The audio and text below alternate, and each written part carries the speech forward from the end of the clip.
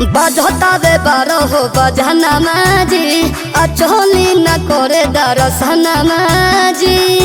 ए जी अरे चली जी तोड़ से भर लेनी ढोली रखे संगे साज लेनी पूजावा के थोली रखे।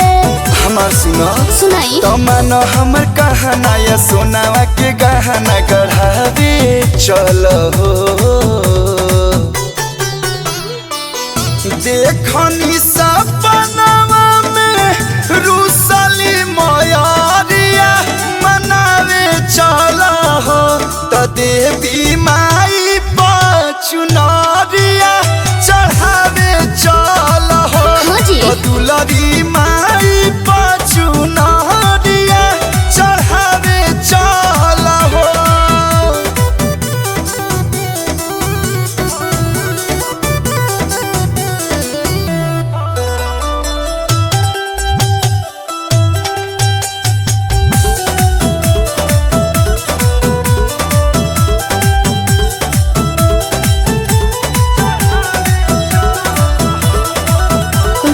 दिन से बमन में सपनावा हम जाइब देवी माई के भवनवा उनके कृपा से होई ललनवा घर सोहर गवाई सजनवा।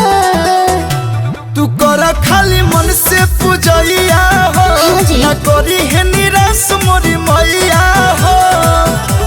हाँ होखी है पिया सल गंगा जी के पनिया पियावे चलो हाँ तो चली देखनी सपनावा में रूसली मयारिया मनावे चलो तो देवी माई चुनरिया चढ़ावे चलो दुलरी माई चुनरिया चढ़ावे चलो।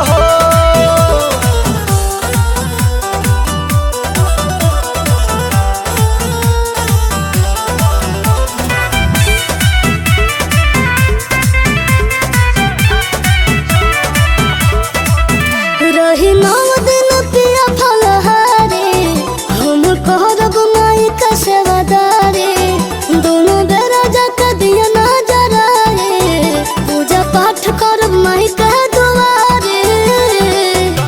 तलील बत्ती घिउआ दियरिया हो आ पंडित जी ला धोती पियरिया हो। प्रिंस प्रियांशु आ कलू जी के भजन गवावे चलो